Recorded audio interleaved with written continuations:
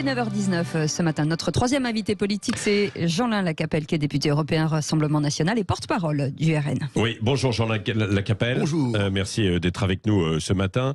Alors, même question que je pose à tous nos invités politiques. Pour vous, quel est le message principal qui a été passé hier? Qu'est-ce que vous retenez de ce premier tour des législatives? Je peux... Bien sûr qu'on retient ce chiffre historique de l'abstention. Oui. Ce qui veut bien dire une fois de plus qu'on est en train de traverser une crise démocratique. Elle avait été d'ailleurs exprimée par le mouvement des Gilets jaunes de manière extrêmement forte. Emmanuel Macron avait promis de résoudre cette crise démocratique en instaurant la proportionnelle, il ne l'a pas fait. En instaurant la voie du référendum, il ne l'a pas fait. En instaurant, rappelez-vous aussi, une banque de la démocratie. Il ne l'a pas fait. Donc il est responsable évidemment de cette abstention et de gens qui se détournent de la politique parce qu'ils ont l'impression que dans les institutions, ils ne sont pas représentés. Il n'est pas le seul responsable. Il n'est pas le seul responsable. Non. Est-ce que par exemple, vous avez aussi une part de responsabilité? Dans un premier temps, on dit que Marine Le Pen n'a pas fait beaucoup campagne et que dès le début, elle avait dit, de toute manière, Emmanuel Macron aura une majorité. Oui, mais vous savez, les chiffres sont là. Franchement, les chiffres sont là. Est-ce qu'elle n'a pas annoncé sa défaite avant, quoi? Mais d'abord, c'est à la fin de la foire qu'on compte les bouses. Alors ça, c'est vrai. Mais vous savez, il y a trois chiffres à retenir finalement. Il y a le parti du gouvernement. Jamais un parti du gouvernement n'a eu un socle aussi faible dans le cadre d'une législative. Il n'y avait jamais eu un président de la République réélu aussi. Exactement. Deuxièmement, NUPES, cette coalition un peu artificielle, mais finalement n'a pas réalisé la percée escomptée parce qu'on avait prédit le grand soir, rappelez-vous, avec cette alliance historique. Mais il réalise 25%. C'est exactement le score qu'ils avaient réalisé en 2017. Ouais. Si on consolide la même configuration, et c'est 4 points de moins que les mêmes candidats à l'élection présidentielle. Ouais. Donc on n'est pas dans une percée attendue. En valeur quand même, en pourcentage, c'est quand même ça reste fort. C'est exactement la même chose. Mais à chaque fois c'est un nouveau match, hein, donc peu importe, Cependant, il y a un parti qui est en dynamique. C'est le parti, c'est l'Assemblée nationale, notamment avec Marine Le Pen, dont je rappelle tout de même qu'elle réalise 54% dès le premier tour sur sa circonscription, et que nous avons 208 circonscriptions dans lesquelles nous aurons un candidat à l'Assemblée nationale. Ouais. Donc moi je dis aux Français, merci d'abord pour tous ceux qui nous ont accordé leur confiance de nouveau, et je leur dis maintenant, mais apportez-nous plus de force. Donc venez amplifier ce vote-là dimanche prochain et permettez au Rassemblement national d'avoir un groupe extrêmement fort. En étant réaliste, Jeanlin Lacapelle, vous espérez combien de députés la semaine prochaine? C'est très difficile parce que vous avez 200, là je vous parle de 208 circonscriptions où un candidat du Rassemblement national sera présent. Mais c'est 208 élections différentes. Ça dépend si vous êtes en duel contre NUP, contre le parti d'Emmanuel Macron, ou est-ce que vous êtes en triangulaire? Il y a 5-6 triangulaires également qui sont, je crois, dessinés pour le prochain scrutin de dimanche. Donc, je ne sais pas. Simplement, nous aurons plusieurs dizaines de députés, c'est évident. Plusieurs dizaines. Nous aurons plusieurs dizaines de députés. Vous savez, en Gironde, nous avons des résultats dans certaines circonscriptions à plus de 40%. Dans Lyon, dans la Meuse, dans le Var, toutes les circonscriptions, nous avons un candidat au second tour.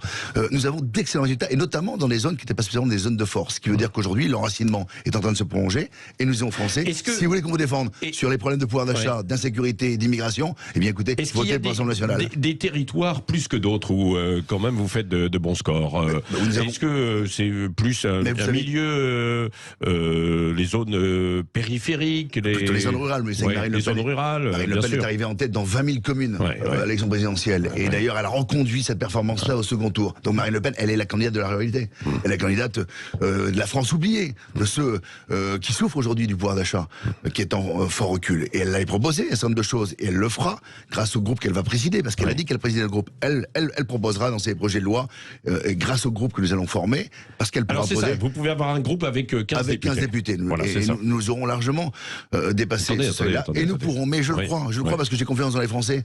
Et ils viennent nous accorder près de 19%. Mais alors quel est le plus grand adversaire, votre plus grand adversaire pour ce second tour? 19%, il faut quand même que vous sachiez. Moi, je suis arrivé il y a 37 ans dans ce mouvement. Même malgré mon jeune âge. Et je suis un très ancien. Jamais notre famille politique, jamais notre mouvement politique n'avait recueilli un score comme celui-là pour les législatives. Donc c'est bien. Ce qui veut dire que nous continuons à gravir et à nous enraciner. Et je crois que dimanche prochain, nous aurons beaucoup de députés qui viendront défendre les Français. Quand on voit quand même le score, même si vous le relativisez, de la NUPS, de Jean-Luc Mélenchon et l'attelage en fait à gauche, est-ce que ça ne vous donne pas des regrets de ne pas avoir constitué un attelage à droite, que l'on appelle en fait l'extrême droite, comme on appelle de l'autre côté l'extrême gauche avec Jean-Luc Mélenchon? Mélenchon. Mais moi, je reste... Avec Éric Zemmour, quoi, bien sûr. Je reste convaincu que ce concept d'union des droites est obsolète. Il fait peur. Il fait peur. Allez dans l'autre France, parler d'union des droites, je peux vous dire qu'il vous claque la porte au nez. Ouais. Donc l'union des droites, non, moi je suis pour l'union des patriotes. Mais il faut une union pour gagner. Mais je suis pour l'union des patriotes.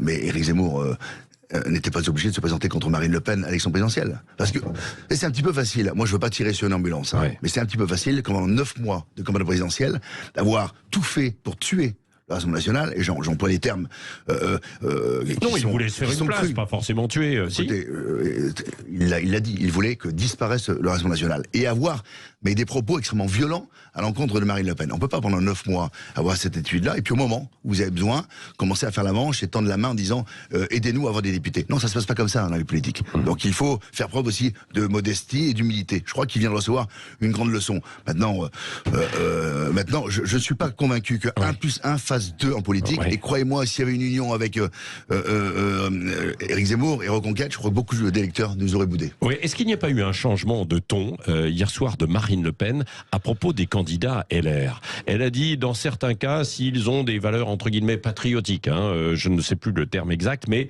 on pourra peut-être appeler à voter pour eux. Mais nous l'avons toujours dit. Oui. Mais nous l'avons toujours dit. Mais là, c'était beaucoup plus clair, quoi, hier. Mais écoutez, moi, ça a toujours été clair dans mon esprit. On a toujours dit qu'on appellerait à voter pour des candidats qui pouvaient partager un certain nombre de convictions proches des nôtres. Donc, mais nous avons au premier tour pas présenté de candidat en face de Monsieur Dupont-Aignan, par exemple. Nous n'avons pas présenté de candidat face à Emmanuel Ménard. Nous avons su le faire dans le passé. Je vous rappellerai quand même que des gens comme Thierry Mariani, comme Jean-Jacques, comme Jean-Claude...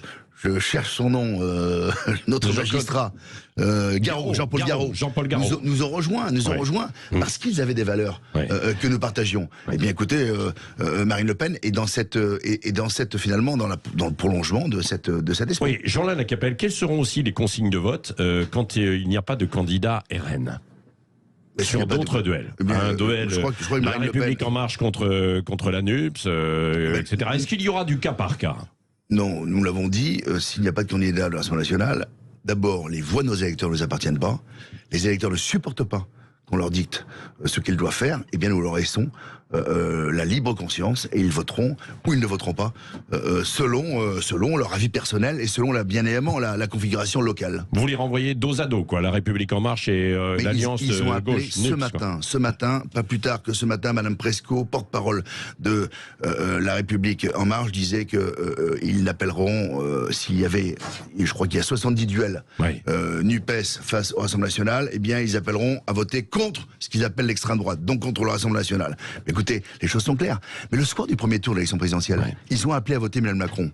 Donc tous seront responsables de ce qui se passe. Si demain le projet de retraite à 65 ans tombe, ils seront responsables. Et d'ailleurs, j'étais donc la seule véritable opposante à Emmanuel Macron, c'est Marine Le Pen. Alors c'est le Rassemblement national. Mais vous savez, Jean-Luc Mélenchon, dit qu'il est le seul opposant. Oui, mais Jean-Luc Mélenchon, il est en retraite. Jean-Luc Mélenchon, il a fait croire aux Français qu'il serait Premier ministre.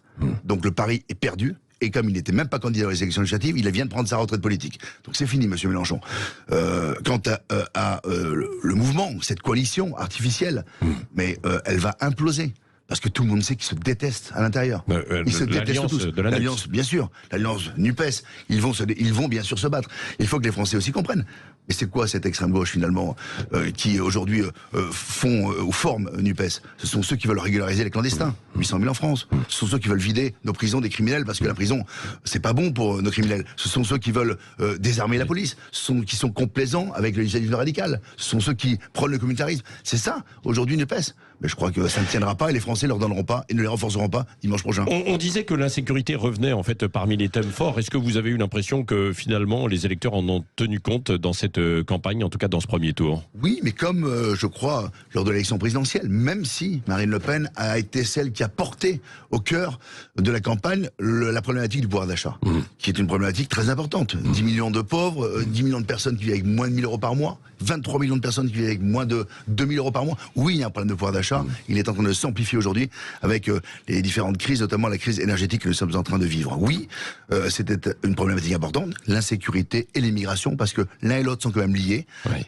Eh bien, sont des problématiques, bien sûr, qui ont influencé certainement les électeurs. Je le rappelle, 19% au législatif, nous sommes le premier parti de France hors coalition. Oui. Premier parti de France. Et c'est ça, la très bonne nouvelle aussi pour l'Assemblée nationale. Merci Jean-Lin Lacapelle, C'est moi qui vous remercie pour votre porte-parole invitation. du Rassemblement national et député européen RN. On verra donc dimanche prochain combien de députés, si vous allez avoir au moins 15 pour former un groupe ou plusieurs dizaines, comme vous l'avez dit.